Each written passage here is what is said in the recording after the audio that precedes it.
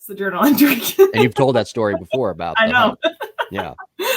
So pretty neat.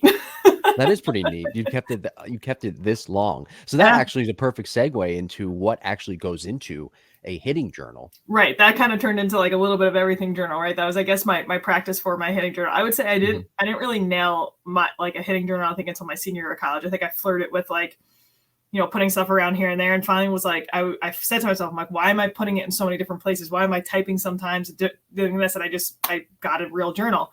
And I think this is stuff that like worked for me, but every single day at practice or a game, I wrote down one mental goal and one physical goal. And again, I like writing. I like the physical active writing. It's almost a little therapeutic for me, but you could have an audio journal where someone voice records. You could have like notes on your phone. It could be something that just helps you reflect later on. But the mental and physical goal helped me because especially once you get to college, how many practices you've gone through, how many games you go through, things start to blend together a little bit.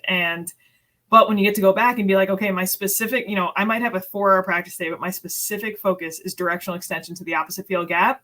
All of a sudden you can kind of like, that's your cornerstone where you're like kind of wrapping everything you do around, okay, am I getting better at that? And then your mental goal, I think, can help just keep you focused too. So that was always a staple pre-hitting.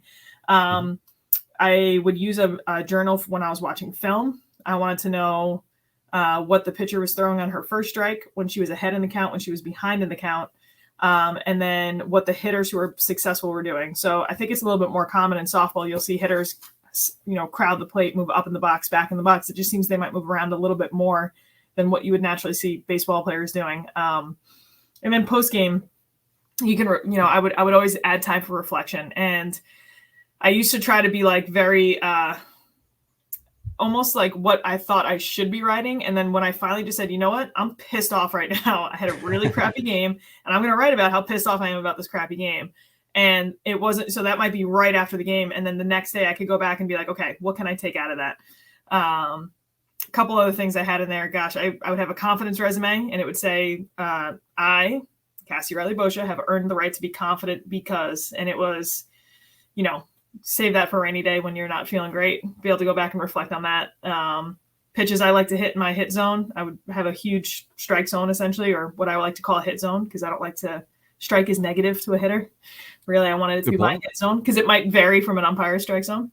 So if I like crush a low inside pitch and I was really proud of it, I would go back to that like hit zone, and in that spot, I'd write down the date and what the hit was. Yeah. And then just maybe a couple other like quotes anytime. And a teammate told me an affirmation that meant a lot. Some, things to reflect on. I did write a letter to myself one time after a slump. Dear future self, I'm sorry you're reading this. You must be in a slump again. Here's how you got out of it last time. I'm learning a lot today from about you and from keeping I might have to just keep a life journal.